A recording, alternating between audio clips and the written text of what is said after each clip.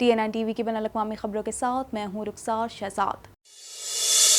Canadian सूबे Ontario में मुतादिद अस्पतालों ने अमले को बिला मुआवजा छुट्टी दी है या उन्हें लाजमी कोविड वैक्सीनेशन पॉलिसियों की वजह से नौकरी से फारिग कर दिया गया है। मजीद जानते हैं इस रिपोर्ट में।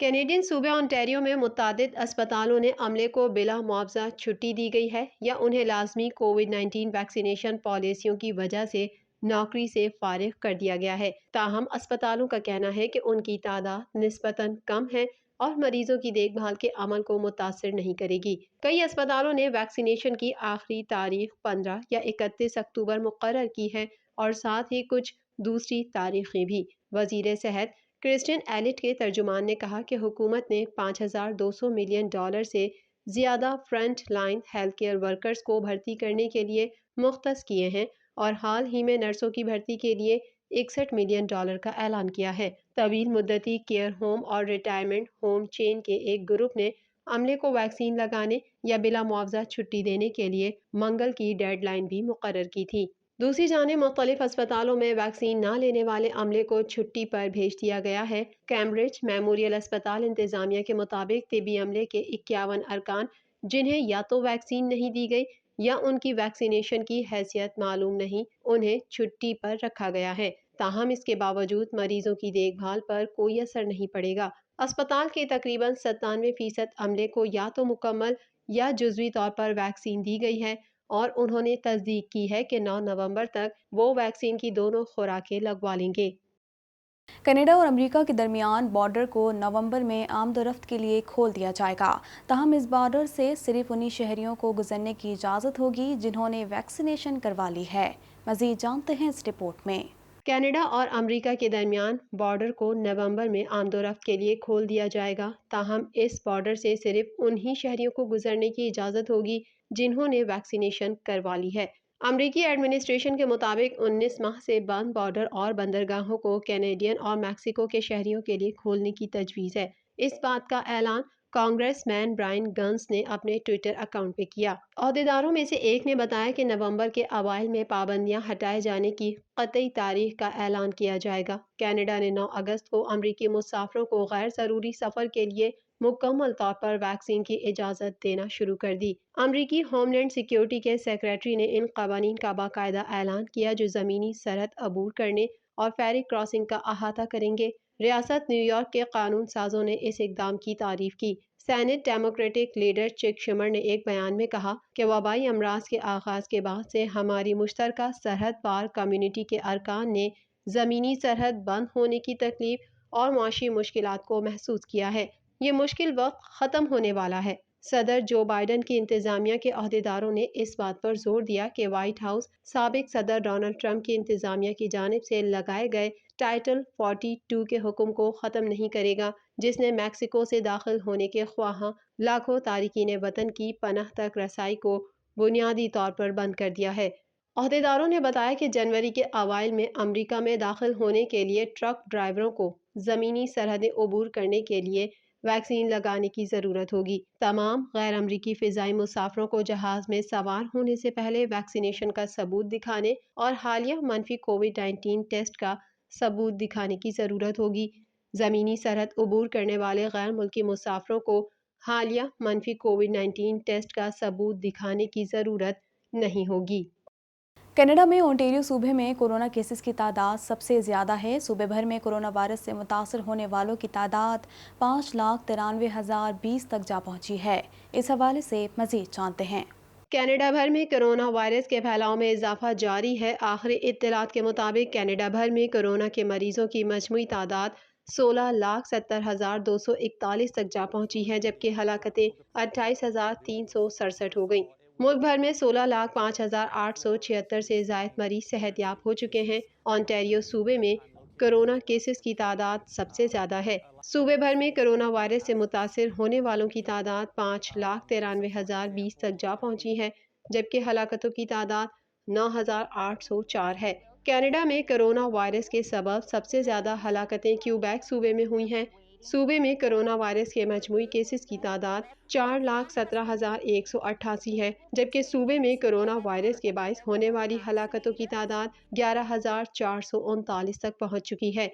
کینیڈین صوبے البرٹا میں بھی اس مہلک وبا میں اضافہ دیکھنے میں آ رہا ہے۔ البرٹا صوبہ اس وقت کرونا وائرس کی وجہ سے بحرانی صورتحال کا سامنا کر رہا ہے۔ صوبے میں 3,12,285 افراد کرونا وائرس سے متاثر ہوئے ہیں، جبکہ 2,901 افراد ہلاک ہو چکے ہیں۔ برٹش کولمبیا میں کیسز کی تعداد 1,95,186 ہے، جبکہ صوبے میں کرونا وائرس سے ہونے والی ہلاکتوں کی تعداد 2,033 ہے۔ افغانستان کے صوبے کنڑ میں بم دھماکے میں شغل ضلع کا پولیس چیف ہلاک ہو گیا، جبکہ 11 افراد زخمی ہو گئے۔ مزید جانتے ہیں اس رپورٹ میں۔ افغانستان کے صوبے کنڑ میں بم دھماکے میں شگل ضلع کا پولیس چیف ہلاک ہو گیا، جبکہ 11 زخمی ہو گئے۔ خبر ایجنسی کے مطابق دھماکہ کنڑ کے دارالحکومت اسد آباد میں ہوا۔ دھماکے میں ضلع شگل کے پولیس چیف کی گاڑی کو نشانہ بنایا گیا۔ طالبان عہدیدار نے خبر ایجنسی سے گفتگو میں دھماکے کے نتیجے میں ضلع شگل کے پولیس چیف کے ہلاک اور 11 افراد کے زخمی ہونے کی تصدیق کی ہے۔ دوسری جانب کنڑ سینٹرل اسپتال کے ڈاکٹر کا کہنا ہے کہ دھماکے کے 11 زخمی اسپتال لائے گئے ہیں، جن میں سے 4 طالبان اراکین اور 7 شہری شامل ہیں۔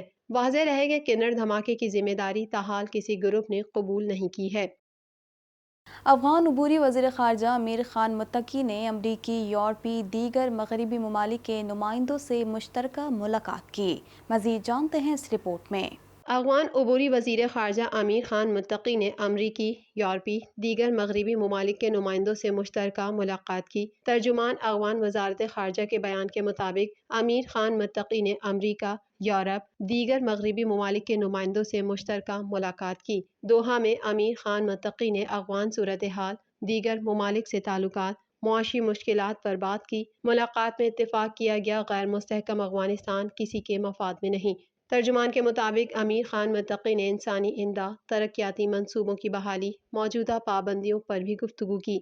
افغان حکومت کو کمزور کرنا کسی کے مفاد میں نہیں۔ افغان وزیر خارجہ امیر خان متقی نے کہا کہ افغان حکومت کو کمزور کرنے کے اثرات براہ راست عالمی سلامتی پر پڑیں گے۔ افغانستان میں دباؤ کے طریقے بے نتیجہ رہے ہیں۔ ہمیں تعمیری رابطے اور تعاون کا طریقہ اختیار کرنے دیا جائے۔